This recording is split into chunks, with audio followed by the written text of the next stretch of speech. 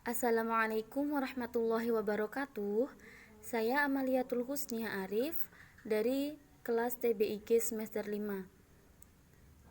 Saya membuat video ini untuk memenuhi tugas UAS mata kuliah Filsafat Umum. Yang pertama dimulai dari UTS.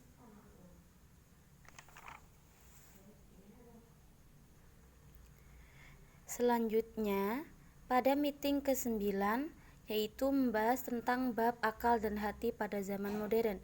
Yang pertama yaitu Renaissance. Dapat disimpulkan bahwa Renaissance adalah periode perkembangan peradaban yang terletak di ujung abad ke-8.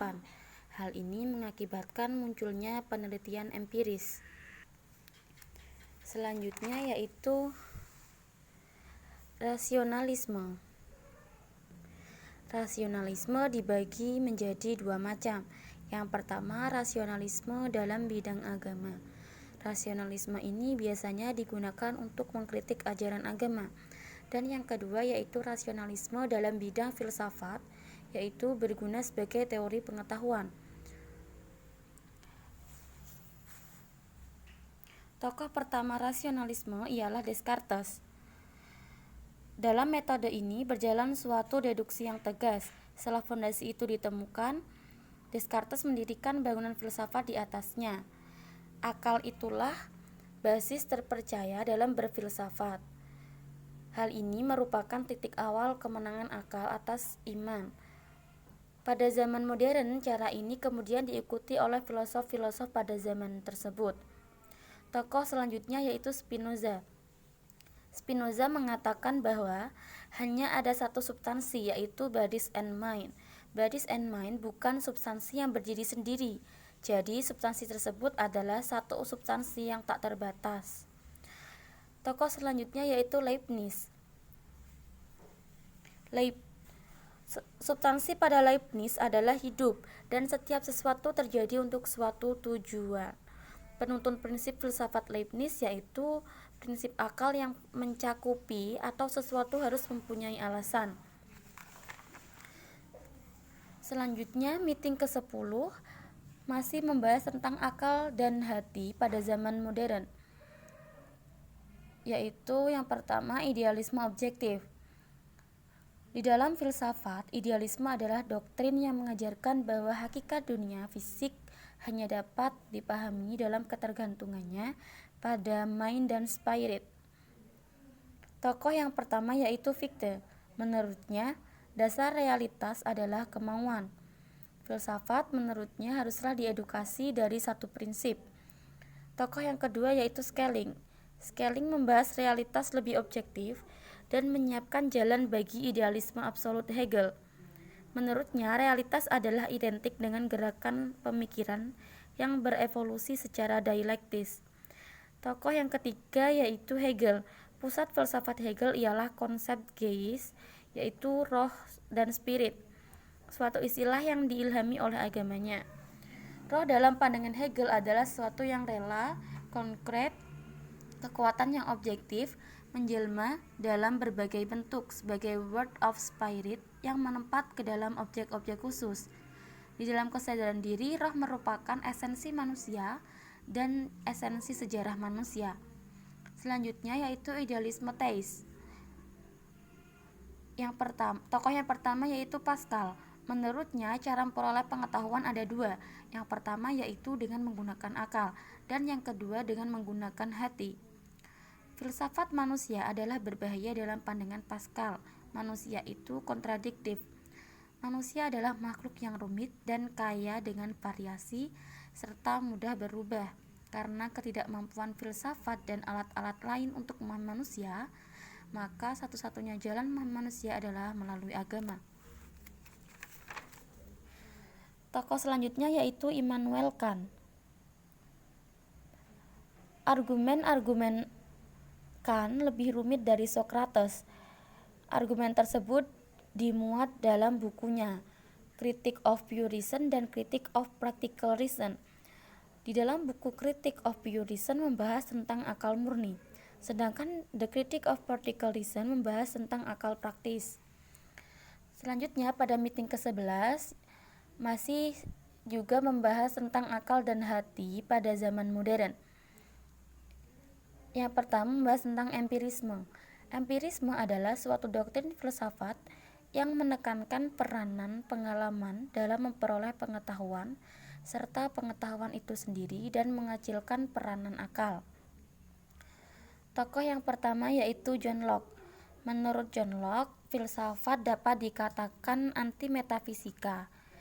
Ia menolak innate idea, ia hanya menerima pemikiran matematis yang pasti dan cara penarikan dengan metode induksi. Yang kedua yaitu David Hume. Hume mengajukan 3 argumen untuk menganalisis sesuatu. Yang pertama, idea tentang sebab akibat atau kausalitas.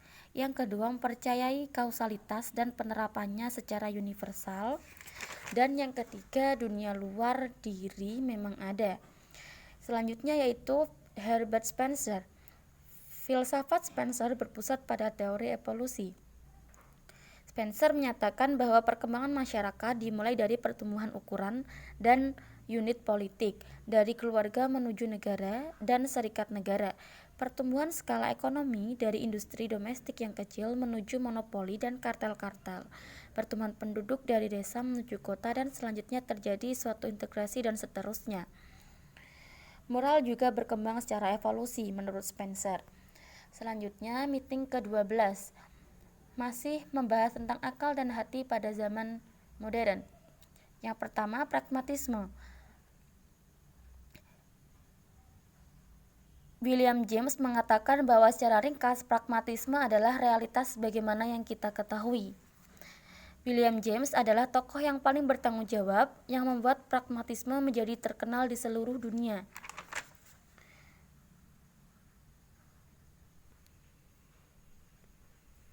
James melihat ada 2 macam watak kefilsafatan yang pokok. Ia menggunakan istilah thought-minded dan tender-minded.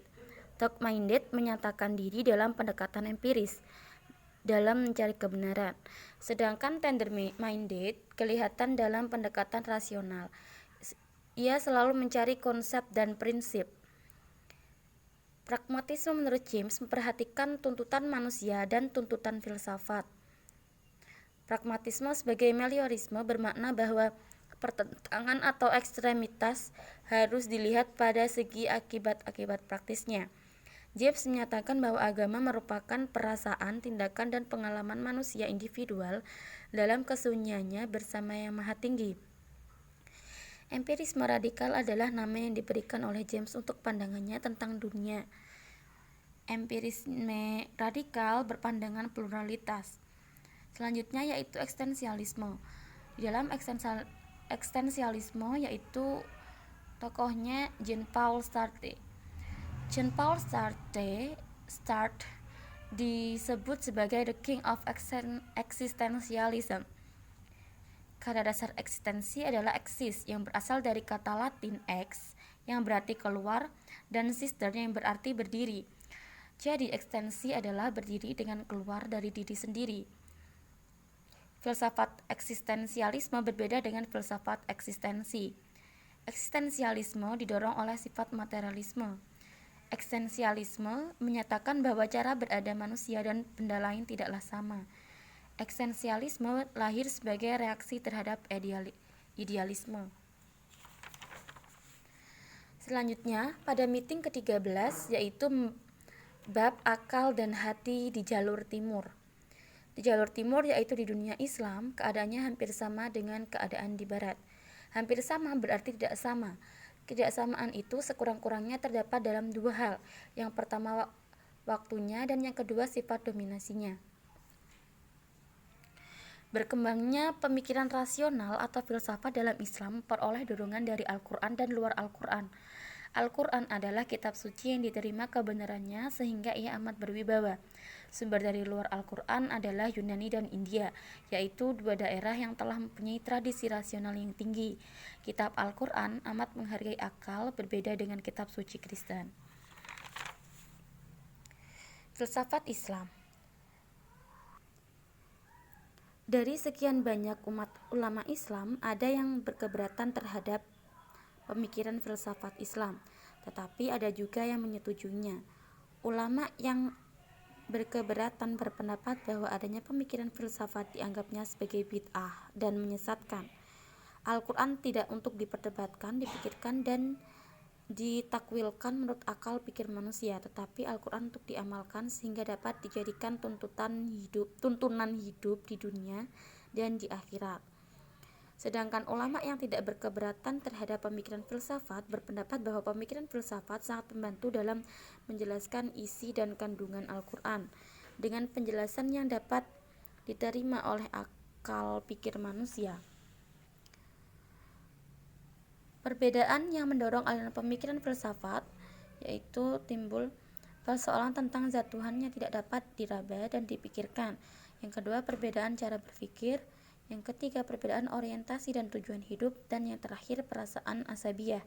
Pembagian aliran pemikiran filsafat Islam ada 4, yaitu periode Mu'tazilah, periode filsafat pertama, periode kalam Asy'ari, dan yang terakhir periode filsafat kedua. Dalam periode mutakalimin muncul mazhab-mazhab Al-Khawarij, Murji'ah, Qadariyah, Jabariyah, Mu'tazilah, Ahli Sunnah wal Jamaah. Selanjutnya, meeting keempat yaitu membahas tentang bab keseimbangan indera, akal, dan hati. Pada filosof sofis, akal benar-benar telah menguasai jalan hidup orang Athena. Penghargaan orang Athena kepada akal terlalu tinggi, akibatnya agama mereka tinggalkan. Karena ukuran pada instansi tertinggi adalah akal, dan akal ternyata bermacam-macam temuannya, maka dapat ditebak akibat yang muncul, yaitu kacauan nilai. Akibatnya, filsafat dan sains tidak berkembang, kehidupan mundur dibandingkan dengan Yunani. Descartes menyatakan bahwa dasar filsafat haruslah akal, bukan yang lainnya. Jadi bukan agama. Semenjak Descartes mencanangkan kuasa akal, muncullah banyak filosof besar, akal menang lagi.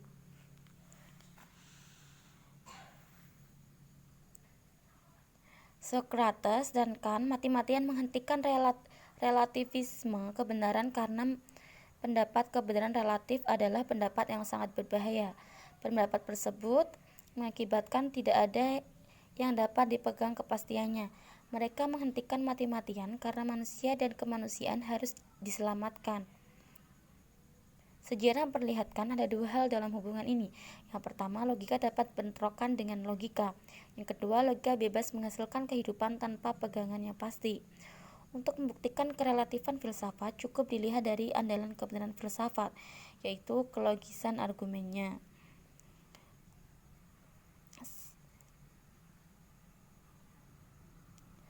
Takdir dan nasib harus masuk daerah ketiga karena masalah takdir melibatkan intervensi kudroh atau sifat kuasa Tuhan alam perjalanan nasib manusia. Karena itulah maka masalah nasib selalu menemui jalan buntu atau hilang di dalam paralogisme. Pengetahuan manusia dibagi menjadi 3. Yang pertama, sains. Sains objeknya empiris, paradigma positivistis, metodenya sains, dan logis dan bukti empiris logis. Filsafat abstraknya logis, paradigma logis, metode rasio, dan logis. Mistik abstrak supralogis, mistis, latihan rasa yakin, kadang-kadang empiris. Di dalam hidup, indera, akal, dan hati harus diperhatikan sekurang-kurangnya sama besar. Kalau tidak dapat dikatakan hati lebih dipentingkan untuk diperhatikan. Manusia harus didominasi secara seimbang oleh indera, akal, dan hati jika ingin sempurna. Selanjutnya yaitu yang terakhir pada meeting ke-15 membahas bab tentang akal dan hati pada zaman pasca modern. Babakan filsafat yang umum digunakan ada 3, yaitu filsafat Yunani kuno, filsafat abad tengah, dan filsafat modern. Yunani kuno didominasi rasionalisme, abad tengah didominasi oleh agama Kristen, dan abad modern didominasi oleh rasionalisme. Menurut filsafat baru yaitu filsafat kontemporer atau pasca modern. Dikatakan pasca modern yaitu dikarenakan filsafat tersebut terletak sesudah masa filsafat modern. Tokoh pertama filsafat dekonstruksi adalah Nietzsche. Nietzsche. Filsafat rasionalisme perlu didekonstruksi karena merupakan filsafat yang keliru dan keliru cara menggunakannya. Secara ringkas, isi dalam filsafat zaman pasca modern sangat banyak. Namun yang terpenting yaitu filsafat pasca modern tidak puas terhadap rasionalisme. Maka dari itu, rasionalisme harus didekonstruksi dan direkonstruksi filsafat baru. Hasil rekonstruksi yang baru belum ada yang sungguh-sungguh penting dan mendasar. Sekian dari saya, kurang lebihnya mohon maaf. Wassalamualaikum warahmatullahi wabarakatuh.